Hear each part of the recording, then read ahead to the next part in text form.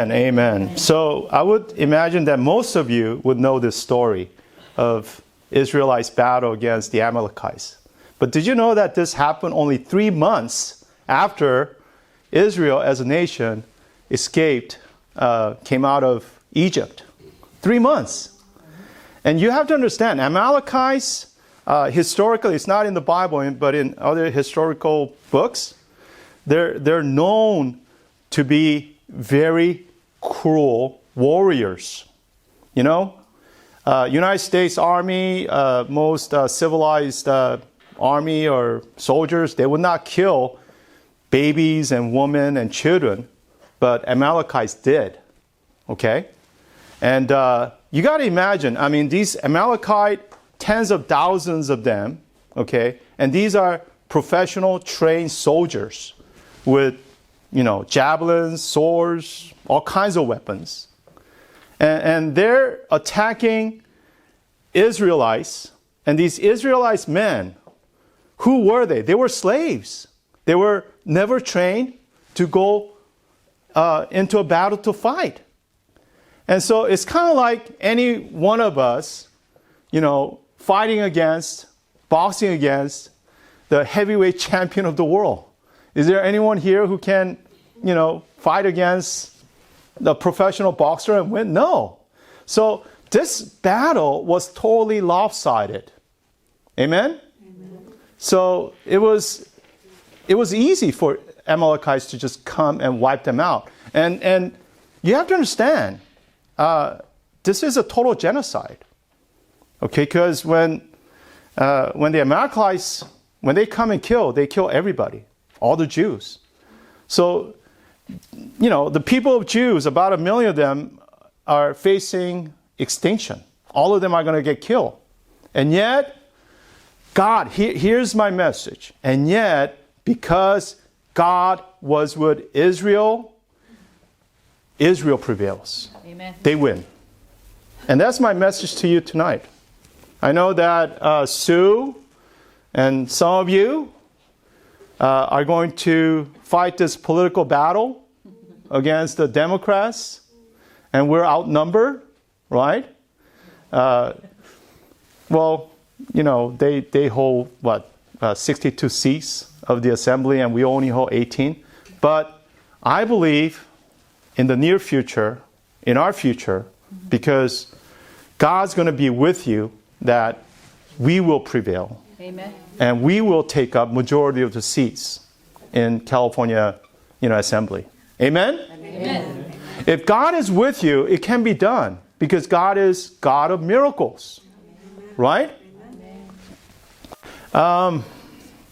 What's interesting about the Amalekites was that, Amalekites, they were the descendants, sons and daughters of Amalek, and he was the son of Eliphaz, who was the son of Esau. You guys all know Esau? Yeah. Esau was a twin brother of Israel, right? I mean, Israel was Jacob, and then, God gave Jacob the name Israel later on. But think about this. The descendants of Jacob's twin brother, okay? They're fighting against the descendants of Jacob, Israel. So this is a battle between two brothers, actually. The reason why I'm sharing this with you is because the real battle, the vicious battle, the cruel battle, the war that we have to engage in are sometimes within. It's not from the outside. Sometimes it is from the inside. And if you could fight well, if you can become victorious in the battle that is within, with somebody that is very close to you, you can actually go on to win the battle. I mean, fighting against your real enemy outside becomes a lot easier. And sometimes it's much easier. I know that in the Republican Party, there are some rhinos that you have to fight against. But with God, I believe you can win. All right? And so that's what really the message of tonight is all about. Okay? If God with you, you can win. Amen. I was asked to prepare tonight's message and share it with you yesterday, so I didn't have a whole lot of time to prepare. So I have to, from time to time, take a look at my note. So how did, Israelites win? Okay? So Moses goes up on the hill, right? He goes up on the hill to see the battle that will take place. He goes out with who? He goes out with Aaron and Hur, right? And as Moses was raising his arms toward God, Joshua and his Israelite men, they win the battle. But as, an hour later or so, as Moses got tired and when he lowered his arm, Israelites are losing the battle and the Amalekites are now winning the battle, right? And so it's kind of strange, isn't it, that why is God doing this? Why is God making Moses to raise his arm, right, to win this battle? Okay, and so Aaron and Hur, who accompany Moses, they took Moses aside and have him sit on a rock. And then Aaron takes hold of Moses' maybe right arm. Okay, it doesn't say right or the left. He raises one of Moses' arm, and Hur raises the other arm. So they hold Moses' arms. And because they did that, Israelites, they fight the Amalekites until the sundown. This battle went on for hours and hours. And then all the Amalekites are destroyed. And Israel wins. Joshua and his men wins. Right? Now, why we have to kind of question. We have to kind of wonder why God did that. I mean, he could have just, sent the angels down and, took care of all the Amalekites, right? Which he did. But then he only did that when Moses' arms were raised. You know why? I was praying about this, and I think God really wanted to show the Israelites, okay?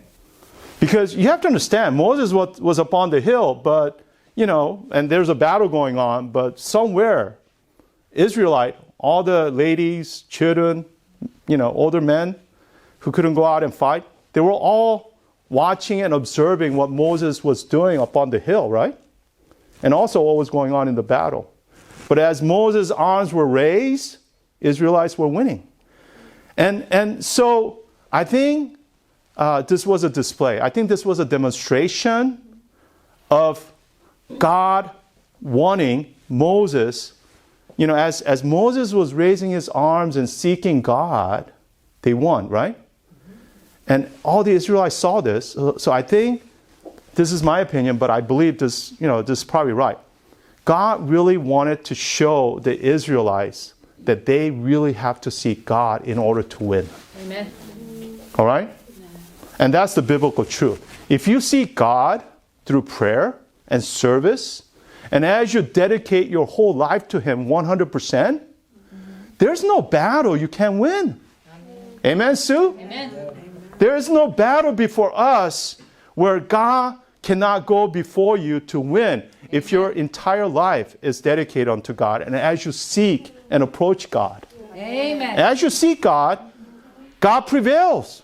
He goes before you to fight and He will win. That's a lesson that God really wanted to teach the people of Israel. Because that is one lesson that most of the Israelites fail to understand.